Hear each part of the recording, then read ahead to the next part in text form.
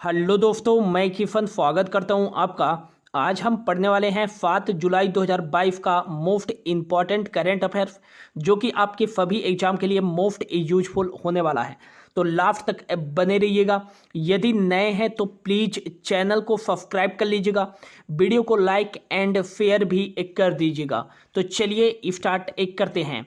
आज का पहला क्वेश्चन है, हाल ही में विश्व जूनोसिस दिवस कब मनाया गया है? तो इसका जो राइट आंसर हो जाएगा, हाल ही में जो है 6 जुलाई को विश्व जूनोसिस दिवस मनाया गया है। जूनोसिस रोगों के खिलाफ जो है पहली बार टीका विकसित किए जाने के अवसर पर हर वर्ष जो है 6 जुलाई को मनाया जाता है विश्व जूनोसिस दिवस है। नेक्स्ट याद रखिएगा कि जो जूनोटिक रोग होते हैं ये एक संक्रामक रोग होते हैं, और ये जो रोग होते हैं जानवरों से मनुष्यों में फैलने वाले रोगों को हम कहते हैं जूनोटिक रोग, ये याद रखिएगा। और नेक्स्ट याद रखिएगा कि पहली बार जो है जूनोटिक रोगों के खिलाफ जो है 6 जुलाई 1985 को लुई पास्चर के द्वारा जो है टीका विकसित किया गया था। और इसी को जो है याद करने के लिए हर वर्ष 6 जुलाई को मनाया जाता है विश्व जूनोसिस दिवस। मोस्ट इम्पॉर्टेंट है, याद रखिएगा। अब जुलाई माह का ये इम्पॉर्टेंट डेज है, तो अब तक जुलाई माह में कौन कौन से इम्पॉर्टेंट डेज बनाए जा चुके हैं? तो 1 जुलाई को याद रखिएगा कि 1 जुलाई को बनाया गया है जीएसटी दिवस। यदि क्वेश्चन में पूछा जाए कि जीएसटी दिवस कब मनाया जाता है, तो ये 1 जुलाई को मनाया जाता है। गुड्स एंड सर्विस टैक्स इसका फुल फॉर्म होता है। और जीएसटी लागू करने वाला पहला जो दुनिया का देश था वो था फ्रांस।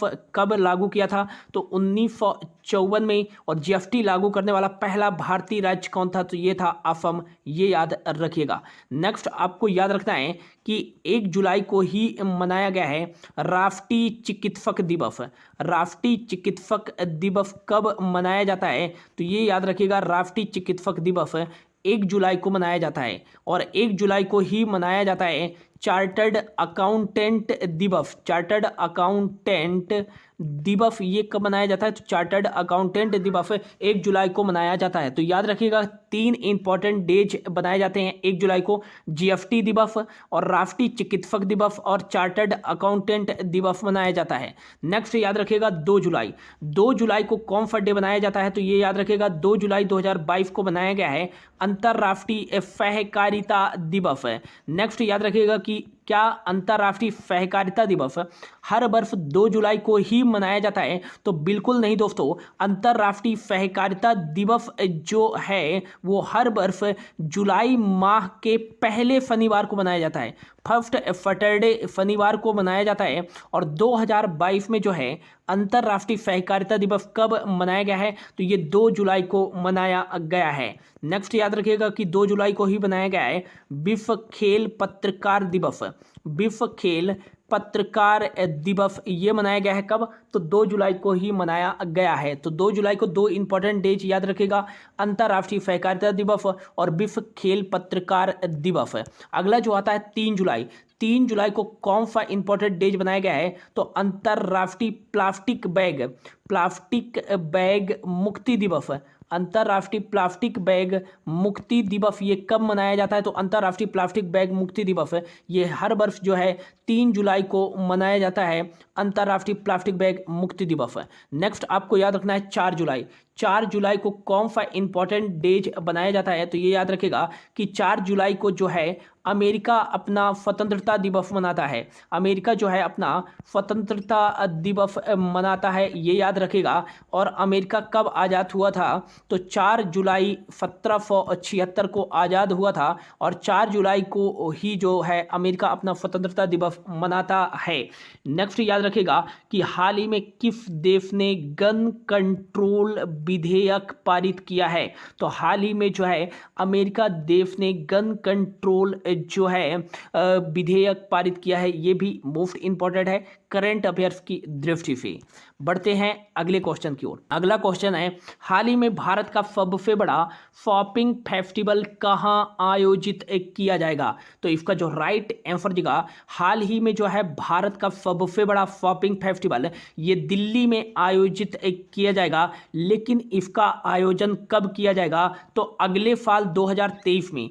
2023 में जो है 28 जनवरी से लेकर 28 जनवरी से लेकर जो है 26 फरवरी के बीच भारत के सबसे बड़े शॉपिंग फेस्टिवल का आयोजन दिल्ली में किया जाएगा। इसकी घोषणा दिल्ली के मुख्यमंत्री अरविंद केजरीवाल जी के द्वारा की गई है कि जो भारत का जो है सबसे बड़ा शॉपिंग फेस्टिवल आयोजित किया जाएगा वो दिल्ली में किया जाएगा और कुछ दिनों के बाद जो है इसे विश्व का सबसे बड़ा जो है शॉपिंग फेस्टिवल बनाया जाएगा।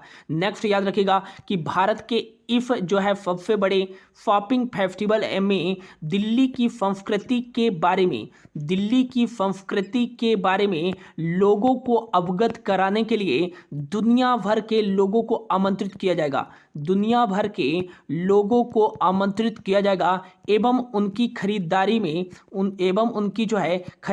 में भारी भरकम जो है छूट प्रदान किए जाएंगे, भारी डिस्काउंट प्रदान किए जाएंगे। जिन लोगों को जो है इस भारत के सबसे बड़े शॉपिंग फेस्टिवल में बुलाया जाएगा या आमंत्रित किया जाएगा, उनकी खरीदारी पर भारी डिस्काउंट प्रदान किए जाएंगे। ये किसके द्वारा घोषणा किया गया है? दिल्ली के मुख्यमंत्री जो है अरविंद केजरीवाल जी के द्वारा घोषणा किया गया है। नेक्स्ट याद रखना है आपको कि दिल्ली के जो मुख्यमंत्री हैं दोस्तों वो हैं अरविंद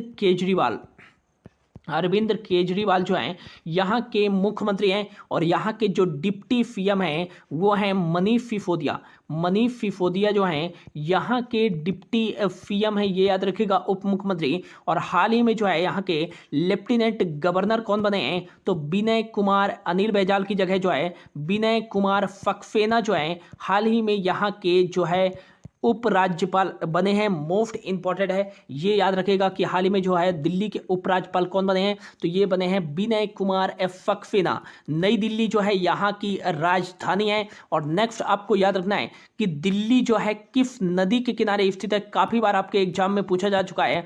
तो दिल्ली जो है यमुना नदी के किनारे स्थित है। नेक्स्ट आपको याद रखना है कि जो है भारत में एकमात्र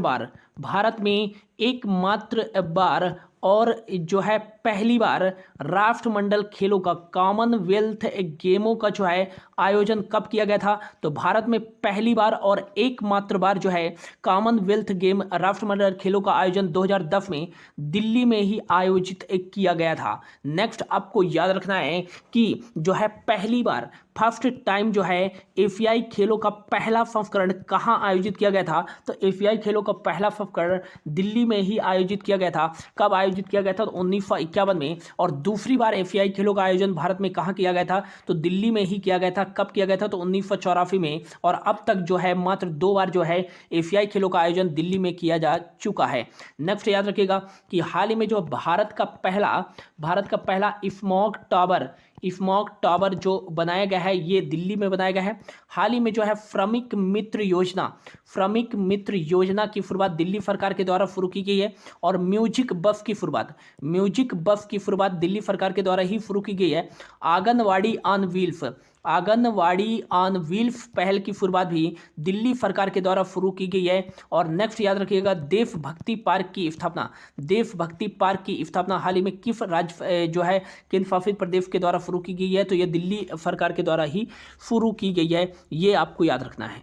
अगला क्वेश्चन है, हाल ही में भारतीय मूल के ब्रिटिश नेता ऋषि सुनक ने किस पद से इस्तीफा दे दिया है? तो इसका जो राइट आंसर देगा, हाल ही में जो है भारतीय मूल के ब्रिटिश वित्त मंत्री थे ऋषि सुनक ने, और इन्होंने जो है अपने वित्त मंत्री पद से इस्तीफा दे दिया है। इन्होंने क्या था कि जो ब्रिटेन के जो है प्राइम मिनिस्टर बोरिस जॉनसन जी के जो है कामकाज पर इन्होंने सवाल उठाया था, जिनके कारण इनको इस्तीफा देना पड़ा। और इनकी जगह जो है नादिम नदीम जहावी को जो है ब्रिटेन के अगले वित्त मंत्री के रूप में नियुक्त किया गया है। तो याद रखिएगा कि भारतीय मूल के ब्रिटिश नेता ने जो है, जो ऋषि सुनक हैं, इन्होंने अपने वित्त मंत्री पद से जो है इस्तीफा दे दिया है। ये इंपॉर्टेंट है, याद रखिएगा।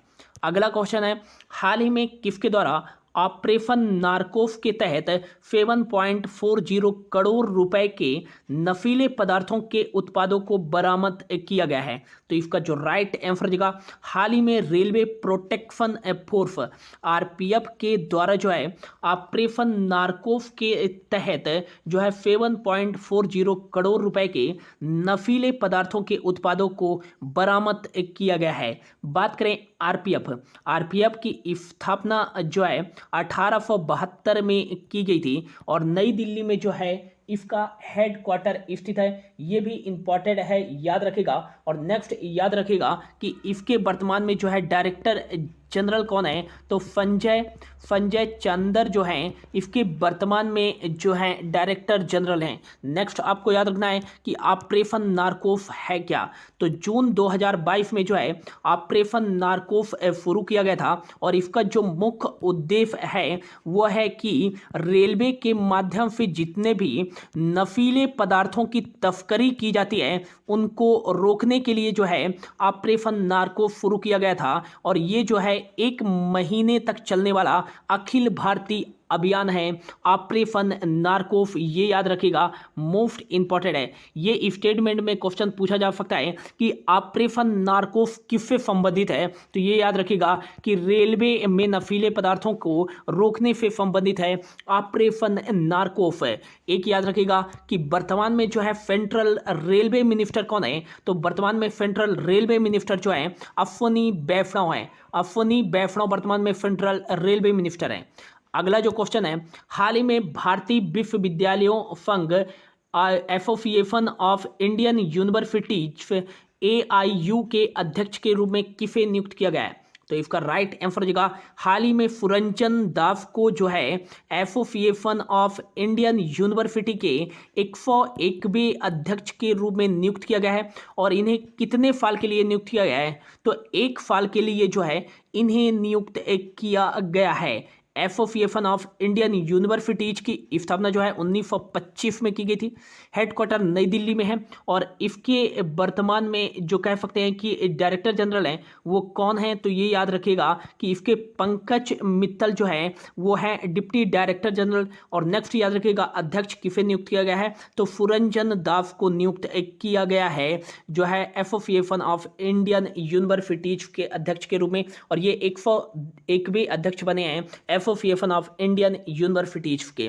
नेक्स्ट आपको याद रखना है, ऑप्शन ए पे है सचिव परमेश्वरन अय्यर को हाल ही में जो है नीति आयोग के CEO के रूप में नियुक्त किया गया है। मोस्ट इंपॉर्टेंट क्वेश्चन है, काफी बार जो है एग्जाम में पूछा जाएगा ये क्वेश्चन, क्योंकि इतना इंपॉर्टेंट ये क्वेश्चन बन जाता है। तो याद रखिएगा कि नीति आयोग के CEO के रूप में हाल ही में किसे नियुक्त किया गया है? तो सचिव परमेश्वरन अय्यर को। और ये इससे भी मोस्ट इंपॉर्टेंट ये वाला है दोस्तों कि हाल ही में जो है रुचिरा काम्बोज को जो है यूनाइटेड नेशन में भारत के स्थायी प्रतिनिधि के रूप में एवं भारत के अगले राजदूत के रूप में नियुक्त किया गया है। तो यूनाइटेड नेशन में भारत के स्थायी प्रतिनिधि व अगले राजदूत के रूप में किसे नियुक्त किया गया है? तो ये नियुक्त किया गया है त्रिमूर्ति की जगह जो है रुचिरा काम्बोज को। और हाल ही में जो है दिनकर गुप्ता को नेशनल इन्वेस्टिगेशन एजेंसी NIA के अध्यक्ष के रूप में या डायरेक्टर जनरल के रूप में नियुक्त किया गया है। अगला क्वेश्चन है, हाल ही में किसके द्वारा फाइबर वोल्टेज बीमा योजना शुरू की गई है?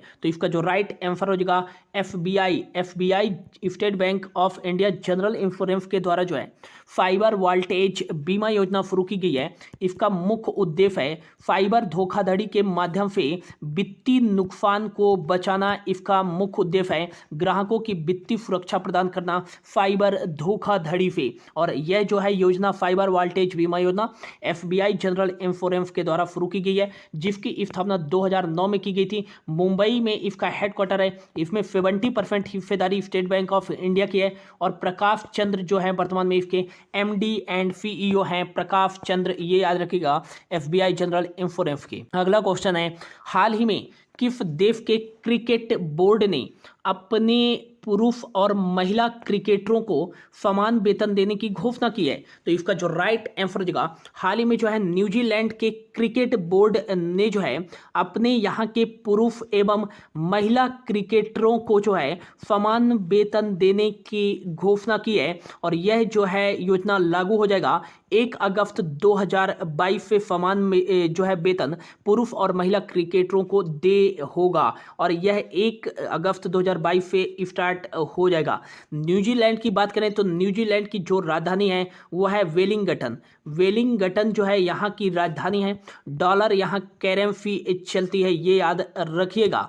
नेक्स्ट आपको याद रखना है कि हाल ही में पहली बार रणजी ट्रॉफी का खिताब किसने जीता है? तो हाल ही में जो है 2021-22 के रणजी ट्रॉफी का खिताब जो है ये मुंबई को हराकर इतिहास में पहली बार मध्य प्रदेश ने रणजी ट्रॉफी खिताब 2021-22 का खिताब जीता है। नेक्स्ट याद रखिएगा कि हाल ही में जो है विजय हजारे ट्रॉफी का खिताब किसने जीता है? तो विजय हजारे ट्रॉफी जीता है, याद रखिएगा हिमाचल प्रदेश की टीम ने मोस्ट इंपॉर्टेंट है, ये याद रखेगा, तमिलनाडु की टीम को हराकर विजय हजारे ट्रॉफी जीता है। दिलीप ट्रॉफी किससे संबंधित है? दिलीप ट्रॉफी जो है ये संबंधित है क्रिकेट से ही। ईरानी ट्रॉफी किससे संबंधित है? ईरानी ट्रॉफी भी क्रिकेट से संबंधित है। विजय हजारे ट्रॉफी किससे संबंधित है? तो विजय हजारे ट्रॉफी भी किससे संबंधित है? तो ये क्रिकेट से संबंधित है। सीके नायडू ट्रॉफी ये भी क्रिकेट से संबंधित है, ये इंपॉर्टेंट है, ये याद रखिएगा दोस्तों। और आज का जो हमारा लास्ट क्वेश्चन है, हाल ही में भारतीय वायुसेना इंडियन एयरफोर्स में एक साथ उड़ान भरने वाले पहले पिता और बेटी के रूप में किसने इतिहास रचा है? तो इसका जो राइट आंसर होगा option A and B. Option A and B Sanjay Sharma और अनन्या शर्मा ने जो है इंडियन एयरफोर्स में एक साथ उड़ान भरने वाले पहले पिता और बेटी बन गए हैं और पहले पिता और बेटी के रूप में इन्होंने जो है इतिहास रच दिया है। इंडियन एयरफोर्स में एक साथ उड़ान भरने वाले पहले पिता बेटी बन गए हैं संजय शर्मा और अनन्या शर्मा। मोस्ट इंपॉर्टेंट याद रखिएगा, इंडियन एयरफोर्स के चीफ कौन हैं? तो ये हैं वी.आर. चौधरी, ये याद रखिएगा। तो ये था दोस्तों आज का हमारा करंट अफेयर। होप आपको अच्छा लगा होगा। यदि अच्छा लगा होगा तो प्लीज़ चैनल को सब्सक्राइब कर लीजिएगा, वीडियो को लाइक एंड शेयर जरूर कर दीजिएगा।